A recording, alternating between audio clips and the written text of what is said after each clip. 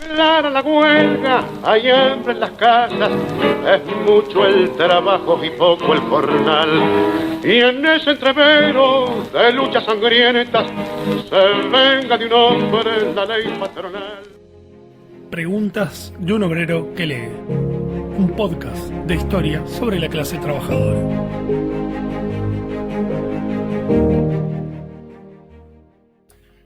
Hola, bienvenidos y bienvenidas a este nuevo episodio de Preguntas de un obrero que lee. Hoy estaremos hablando sobre los vínculos de la clase trabajadora con otros sectores que no son de la izquierda, y para ello nos acompaña Sabrina Schini.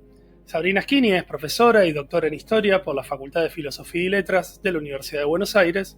Hizo también su doctorado con el financiamiento de una beca interna doctoral del Consejo Nacional de Investigaciones Científicas y Técnicas, CONICET, en el marco del Instituto de Historia Argentina y Americana, Dr. Emilio Ravignani, dependiente de la UBA, Buenos Aires. Y en el año 2022 obtuvo la beca Schleicher van Pfaff de Young del Centro Latinoamericano de Investigación y Documentación Americana. Actualmente se desempeña como docente en la Universidad Nacional de Rosario y forma parte del Centro de Estudios Históricos de los Trabajadores y de las Izquierdas, el CETI, y del comité editor de la revista Archivos de Historia del Movimiento Obrero y la Izquierda. Sus trabajos sobre el movimiento obrero, la izquierda y el catolicismo social entre fines del siglo XIX y comienzos del siglo XX han sido publicados en diversas revistas, tanto nacionales como internacionales. Hola Sabrina, bienvenida. Hola Carlos, ¿cómo estás? Gracias por la invitación. Muy bien, muy bien. No, por favor, gracias a vos por tenerte acá. Bueno, para comenzar, preguntarte un poco, en contrapunto un poco con lo que habíamos charlado en otro episodio, puntualmente con Hernán Camarero, y pensamos, bueno, las izquierdas van a tener este tipo de participación vinculada a la clase trabajadora. ¿Qué es lo que pasa con otros sectores que no podríamos caracterizar de izquierda, pero que también encontraron en la clase trabajadora un actor al cual interpelar? Sí, bueno, ya desde fines del siglo XIX, efectivamente hay otros sectores que están viendo el problema, digamos, del mundo del trabajo o de la cuestión obrera como parte de una cuestión social un poquito más amplia, ¿sí? Y donde están distinguiendo a los trabajadores como un posible foco de conflictos, ¿sí? Y en ese sentido, uno de los actores que más claramente ve el problema va a ser un sector del catolicismo social, que siguiendo los lineamientos de la encíclica Rerum Novarum de León XIII, rápidamente se va a organizar en el medio nacional y va a armar centros dirigidos a trabajadores con la idea de contener la conflictividad social y poner, digamos, una barrera a lo que ellos ven el avance de ideas subversivas provenientes de las izquierdas. Todo esto en el marco de digamos, de la caracterización que ellos hacen de que estamos frente a un mundo descristianizado. La caracterización que hace este sector social, digamos, este sector del catolicismo, es que los trabajadores están por fuera, digamos, de las ideas o los conceptos católicos que de alguna manera garantizan cierta continuidad social, cierta paz social. Entonces, las organizaciones que ellos promueven dentro, digamos, del seno de los trabajadores implican justamente poner una barrera a las ideas de confrontación social de socialistas y anarquistas y de recuperar a esos trabajadores hacia los valores cristianos. Esto hace que rápidamente, frente a la aparición de los primeros movimientos huelguísticos dentro del país, se empiecen a conformar los círculos de obreros católicos, círculos de obreros, como se llaman en realidad, hasta la década del 30. Se llaman círculos de obreros y no círculos de obreros católicos, también como una apuesta de quien fue su fundador en nuestro país, que fue Federico Grote, un sacerdote redentorista, que justamente apostaba a que estos trabajadores se pudieran acercar sin sentirse obligados a ser católicos para participar de estos centros. Federico Grote apostaba a una organización amplia en donde los trabajadores pudieran convertirse en católicos, que fueran sin necesidad de profesar la religión o sentirse completamente identificados con ella, pero que en el transcurso, digamos, de las actividades de los centros pudieran progresivamente acercarse al credo y a las prácticas católicas. para mí, una de las cosas que es importante señalar de estas organizaciones es que están pensadas en una franca oposición con las izquierdas y surgen en el momento en que se están conformando las primeras organizaciones de trabajadores de la mano de socialistas y anarquistas. Entonces, estos círculos de obreros están de alguna manera respondiendo a esta presencia de socialistas y anarquistas dentro del mundo de los trabajadores. Perdón, no, y pensaba, digo, bueno, todo esto en el marco, obviamente, de un Estado en transición capitalista, que se está volviendo fuertemente liberal y por ende también muy anticatólico, o por lo menos con un vínculo bastante roto con el Vaticano, ¿no? Como sabemos, rompen relaciones diplomáticas y todo eso.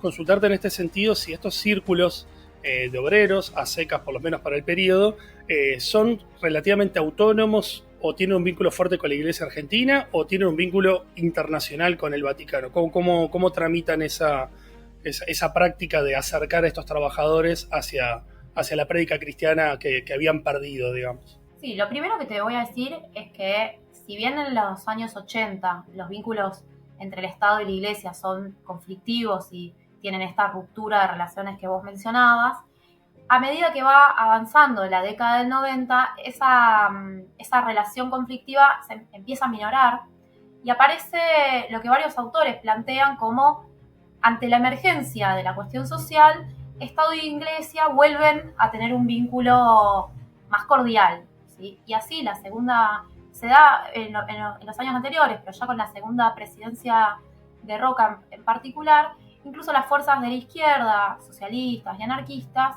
incluso libres pensadores, van a denunciar progresivamente el avance que hay en los vínculos entre Iglesia y Estado.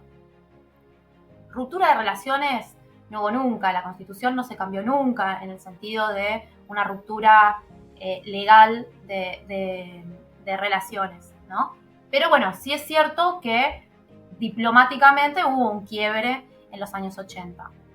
Dicho esto, esta asociación de la que estamos hablando, bueno, en un sentido es autónoma, está vinculada y tiene, digamos, fuertes vínculos con el arzobispado, pero es autónoma y el origen de esta institución es a partir del laicado católico, ¿sí?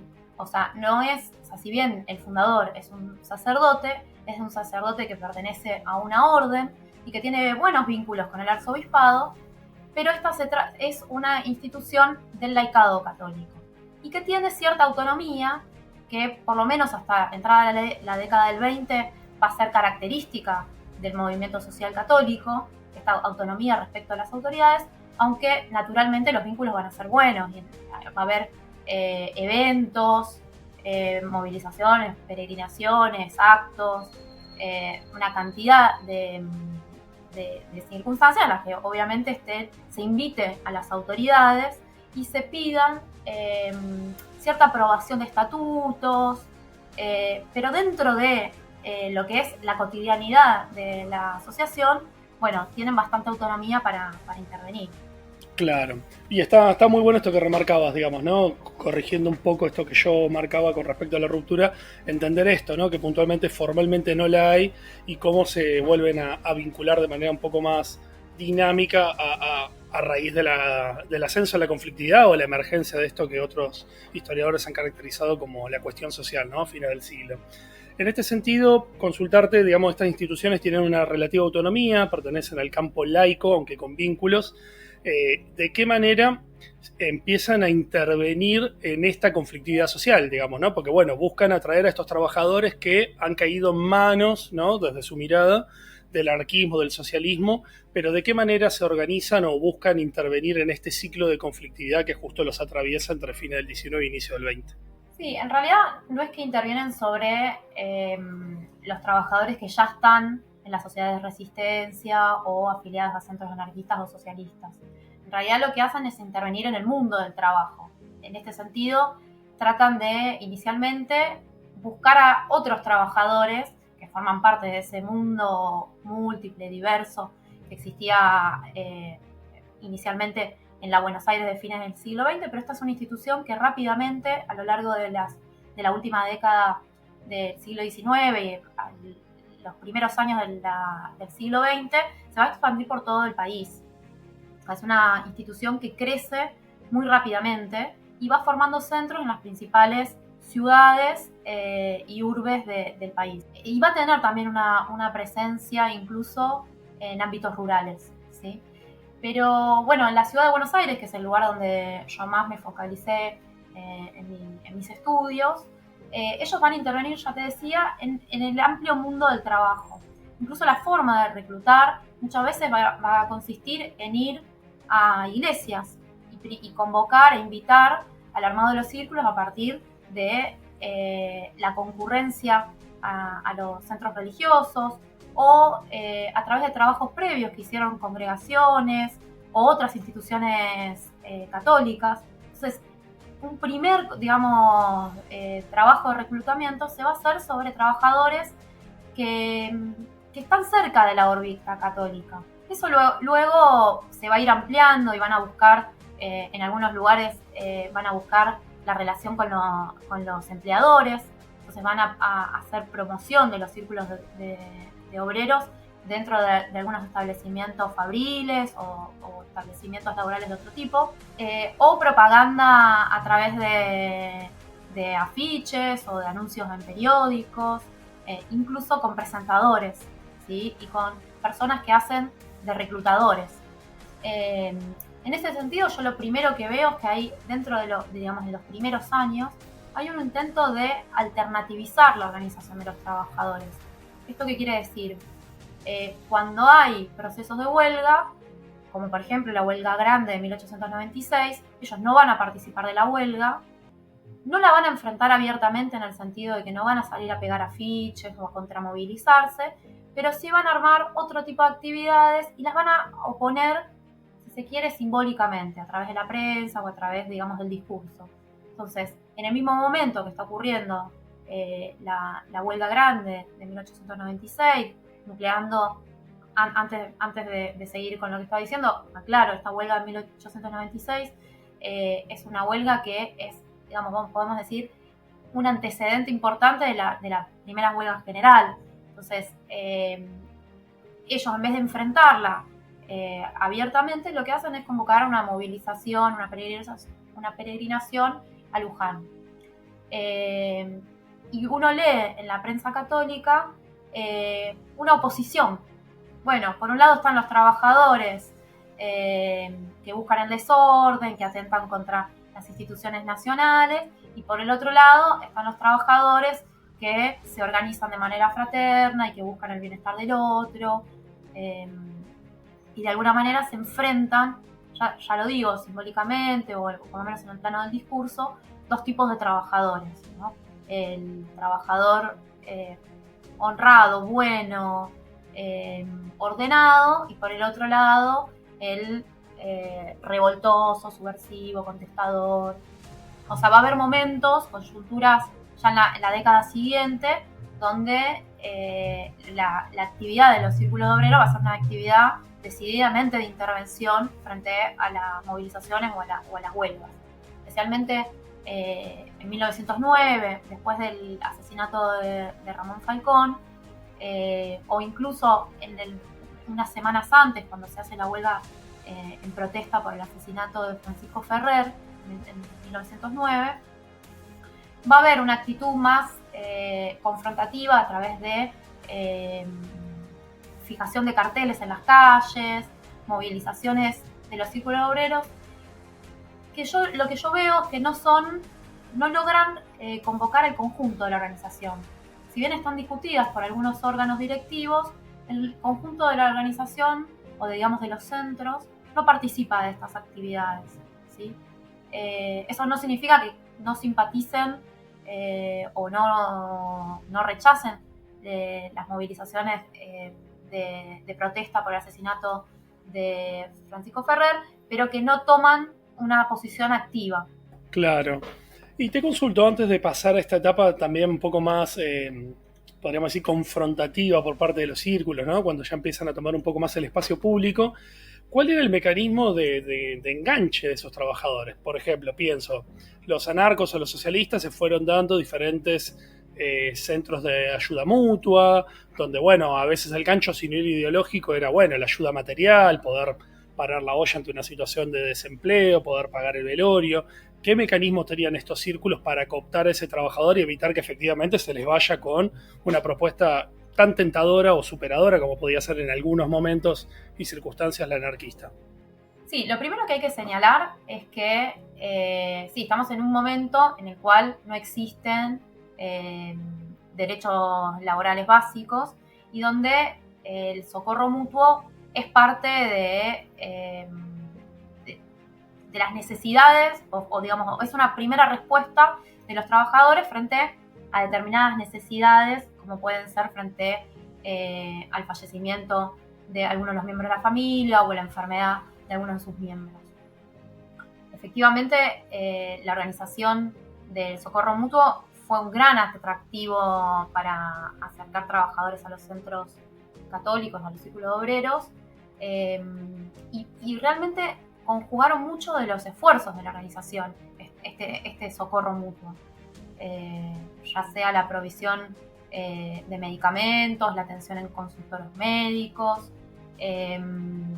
y también de espacios de recreación, o espacios para el juego, o eventos como fiestas dirigidas, y esto es importante, a trabajadores varones. Los círculos de obreros, en realidad, son una institución dirigida al mundo del trabajo masculino.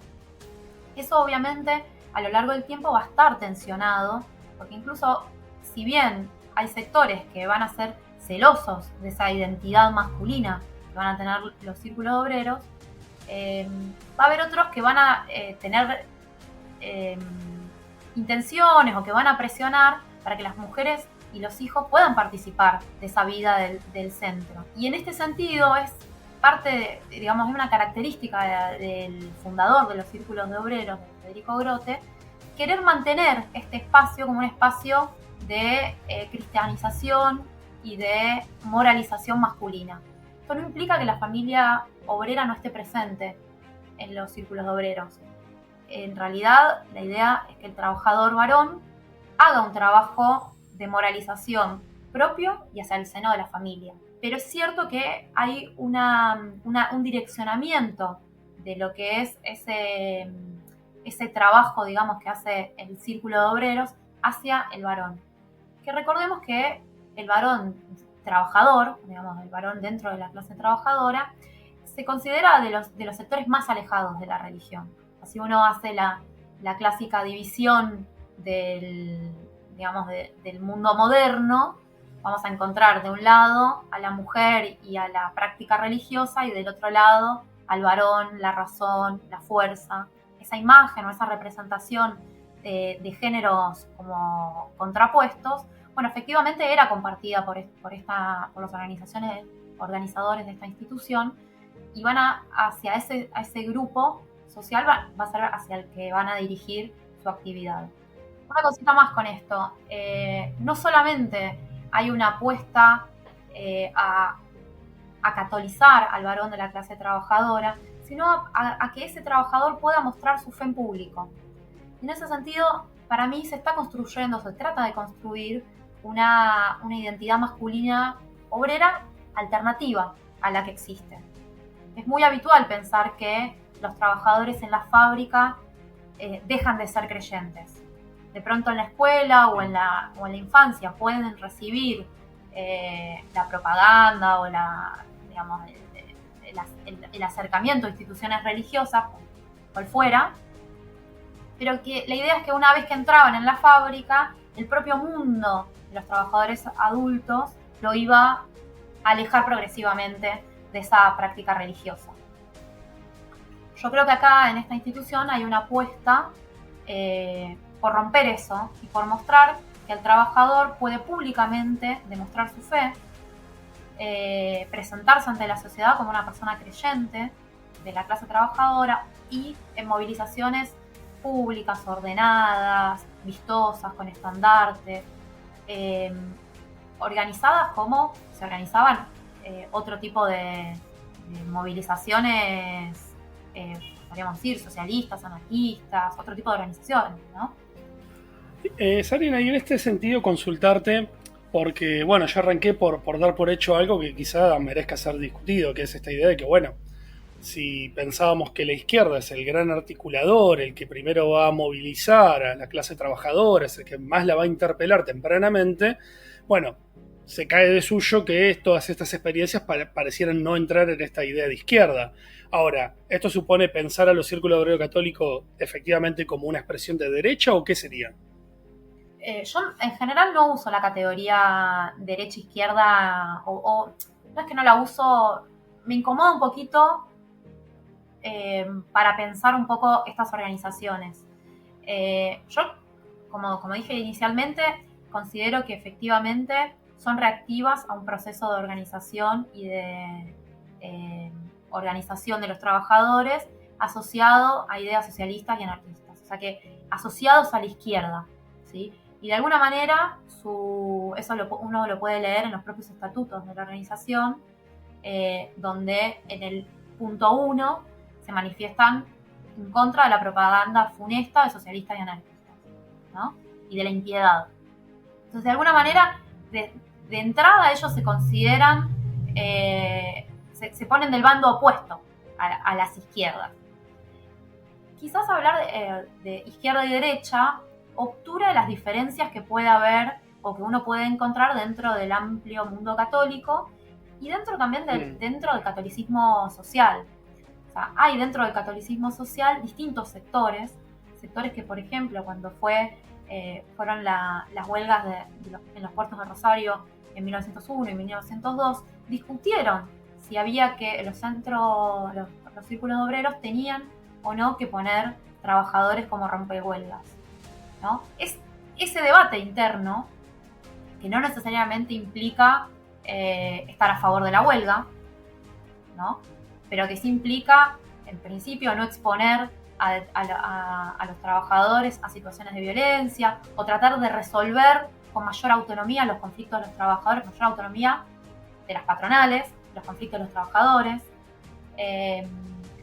Yo creo que si uno lo usa la categoría en este contexto de derecha e izquierda, o digamos, sí, obtura más de lo que puede explicar. Objetivamente están colocados, vamos a decir, dentro del ámbito de la derecha, por oposición.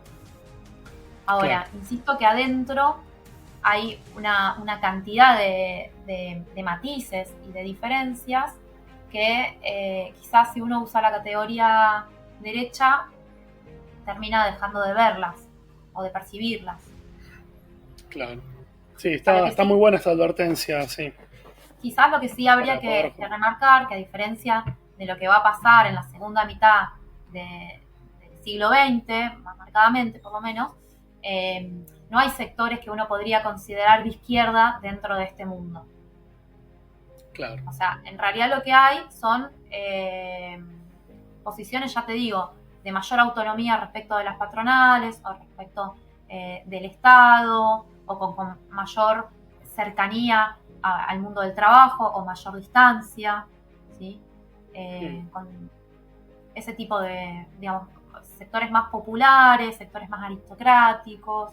Bueno, en ese sentido me parece que están las diferencias. Bien, y un poco, bueno, como para ir avanzando en el tiempo y también ir cerrando, consultarte si cambia algo en la forma en la que se organizan y operan en el espacio público, en la conflictividad, en su organización, en torno a la experiencia del primer gobierno radical y esa conflictiva secuencia de años que va de 1917, 1921, si tienen algo que ver con la formación de este tipo de asociaciones como la Liga Patriótica, cómo dialogan acá en este mundo un poco más complejizado de fines de la segunda década del siglo XX. Bueno, ellos en realidad sí, son un primer antecedente de esas organizaciones, como la Liga Patriótica y organizaciones nacionalistas xenófobas, y va a haber muchos de los integrantes de los círculos obreros, no solamente en la base, sino también en la dirigencia, que van a participar del armado de la Liga Patriótica.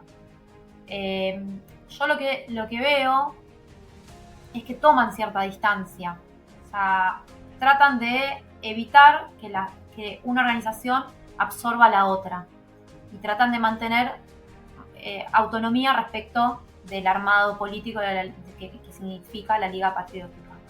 Pero efectivamente son un antecedente incluso organizativo. Si uno mira el periodo, digamos, desde el periodo electoral, en donde gana las elecciones el radicalismo, y empieza a mirar cómo se va radicalizando la situación social en medio aparte de la Primera Guerra Mundial y de movilizaciones callejeras de una población que está movilizada, ya sea por la guerra, por las dificultades económicas que generó la guerra, como también una vez que empieza, digamos, a decrecer la desocupación, empiezan los primeros conflictos de trabajadores y se empiezan a dar incluso en el ámbito de la calle discusiones entre socialistas, católicos, anarquistas.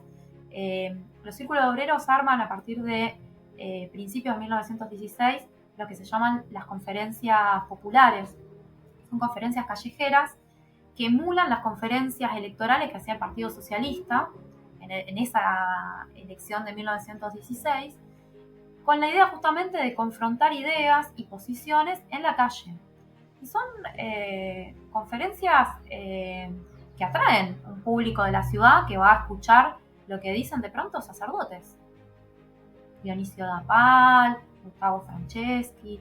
O sea, hay sacerdotes que van a ir a hablar a esas esquinas, y va a haber también dirigentes laicos que van a tomar la palabra en esos eventos.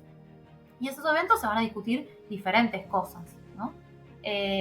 Cuestiones que tienen que ver con la promoción de algunas leyes sociales, pero también van a discutir el avance del maximalismo, la Revolución Rusa.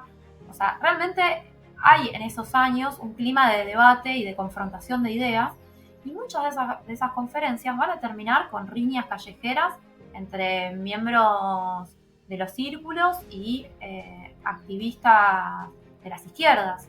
Entonces, cuando llegue el contexto, digamos, más acalorado de la Semana Trágica, bueno, ya hubo unos años previos de confrontaciones. Bueno, además va a haber en medio de la procesión, en la Semana Trágica, va a haber una iglesia quemada, entonces eso va a generar también un abroquelamiento del movimiento católico, que ya se sentía amenazado previamente ante lo que ellos consideraban una falta de acción de las autoridades políticas. Eso es importante porque en el periodo anterior, y especialmente, por ejemplo, en el contexto del centenario, el catolicismo social va a hacer una lectura de que las autoridades no están haciendo lo que deben. O sea, que deberían reprimir con mayor ahínco a estas fuerzas del desorden. Lo que pasa es que cuando cambien, cuando vengan los radicales, eso ya directamente va a ser casi asimilado a una complicidad. O sea, si bien antes lo veían y lo denunciaban, en el periodo posterior ya va a ser directamente motivo de desconfianza y de la promoción de la autodefensa. Yo la encuentro, algunas ideas previas de esta autodefensa, yo la encuentro ya en el contexto del centenario, pero son voces más aisladas. Ya a fines de la década del 10, ya llegando a los 20, bueno, ya hay digamos, ya esas ideas ya ganaron terreno dentro del mundo del catolicismo. Recordemos un poquito el contexto. Estamos hablando del final de la Primera Guerra Mundial, de la reforma universitaria, en donde hay denuncias permanentes digamos, del maximalismo que llega a las universidades. Hay efectivamente corrientes de adhesión a la Revolución Rusa.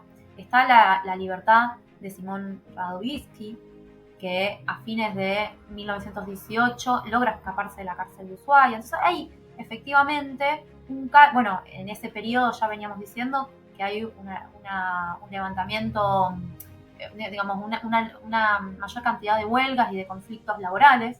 Entonces se va generando un contexto. Bueno, está la huelga de policías en Rosario a fines del 18. Entonces efectivamente hay un contexto en donde hay sectores que están preocupados, hay alarma en determinados sectores sociales.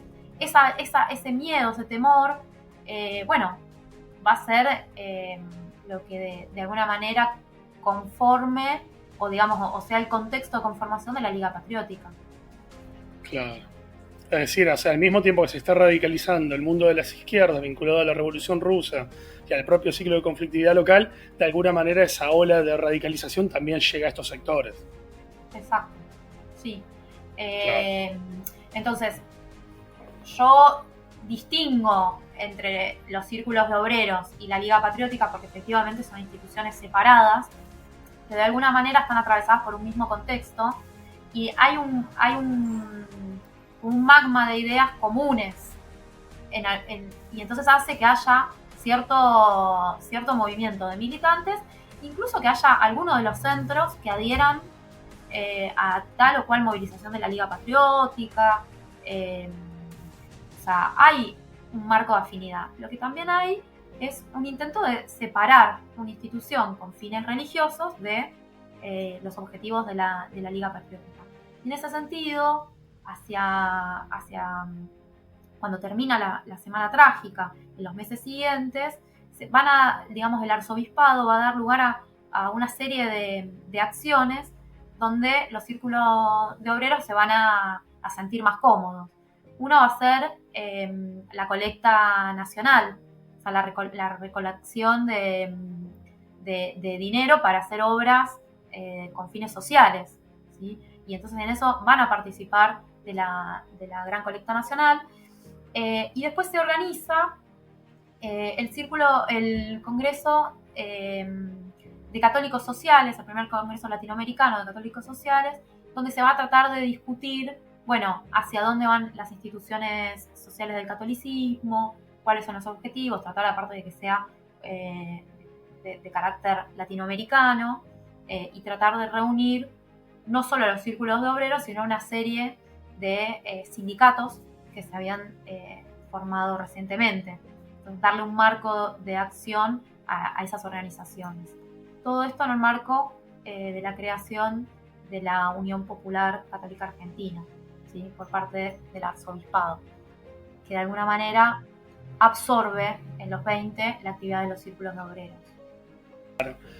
Bien, y para cerrar, consultarte, yo sé que es difícil a veces mensurar, obviamente no siempre las fuentes lo permiten, no siempre es necesario hacerlo, pero si tuviéramos que poder pensar qué nivel de inserción efectivamente van a tener estos círculos católicos en la clase trabajadora, ¿cómo lo has encontrado? ¿Realmente fue algo minúsculo y periférico? ¿Lograron un nivel de inserción importante? ¿Cómo fue esa dinámica? Mira, yo lo primero que digo es que efectivamente los círculos obreros tenían obreros. Y si uno mira, por lo menos en la ciudad de Buenos Aires, si uno mira la composición, no del principal centro, que es el círculo central, sino de los círculos de obreros, esto es algo importante que no dije hasta ahora, que los círculos estuvieron presentes en la mayor parte de las parroquias de la ciudad, ¿sí? En la mayor parte de los barrios de la ciudad. Cada uno de los barrios prácticamente había un círculo de obreros, salvo en el círculo central, cuya composición era una composición social más encumbrada, con mayores referentes de sectores acomodados o de profesiones liberales, o incluso de la oligarquía, digamos. En el resto de los centros uno encuentra una representación más parecida a lo que es la sociedad argentina del fin del siglo XIX o principio del XX. Y en ese sentido va a encontrar una gran proporción de trabajadores con algún tipo de calificación, va a encontrar algunos comerciantes, va a encontrar algunos empleados, va a encontrar también algunas profesiones liberales y va a encontrar una cantidad de jornaleros importante. Entonces, si uno mira esos centros, había trabajadores dentro de ellos. Luego, en el conjunto de la clase es más difícil de ponderar. Yo creo que, por lo menos en la ciudad de Buenos Aires, tuvieron una inserción importante. Ahora, en el mundo gremial, su incidencia fue menor. Eso es indiscutible. O sea, los sindicatos que han intentado organizar no lograron hacer pie dentro del movimiento obrero por circunstancias que se pueden analizar. O sea, sindicatos que en un momento donde no hay legislación o donde no hay una mediación estatal fuerte evitan la confrontación con las patronales y no tienen acuerdo con las patronales, bueno, tienen dificultades para conseguir sus reclamos.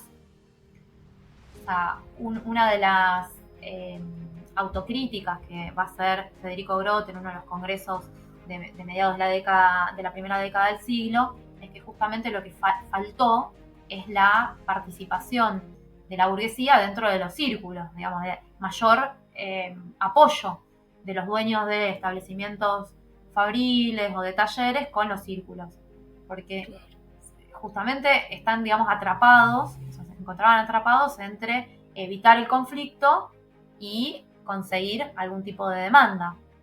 Y por otro lado, va a estar la denuncia de que frente a los conflictos, las patronales van a dialogar más con socialistas, anarquistas, sindicalistas revolucionarios que con los católicos.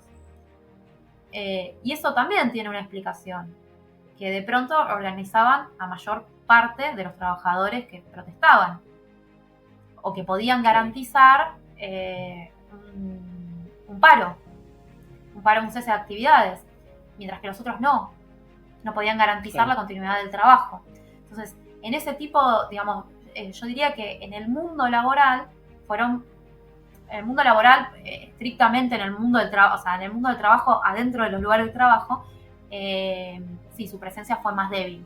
Ahora, dentro del mundo laboral, en el sentido más amplio de lo que pasaba en los barrios, de lo que pasaba en la vida cotidiana de los trabajadores, yo creo que sí tuvieron una presencia mayor.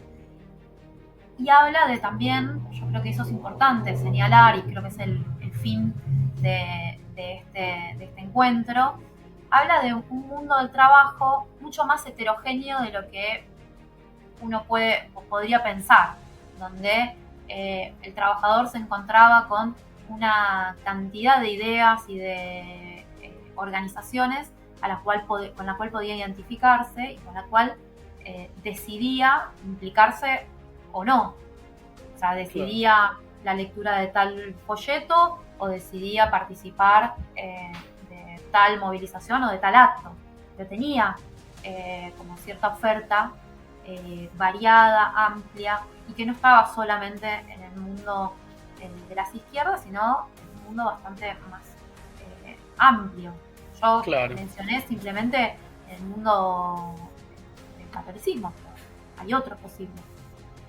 Claro, totalmente. Y está muy bueno lo que marcás, sobre todo porque nos devuelve la referencia que a veces cuesta, que es la de la agencia de los sujetos, ¿no? Y entender, bueno, que estos claramente no son una presa pasiva de una ideología, de un discurso, de una tendencia, sino son actores que claramente eligen los cursos de acción que van a tomar. Incluso para darte un ejemplo más, podía darse, o sea, no necesariamente eran mundos absolutamente cerrados, y podían darse movimientos entre uno y otro.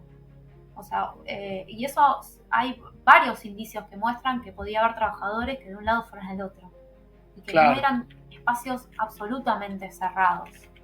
Y las militancias, de alguna manera, qué sé yo, yo tengo varios episodios donde militantes socialistas se acercan a las tribunas de los círculos obreros a tratar de hacer propaganda ahí, y donde se buscan discusiones o,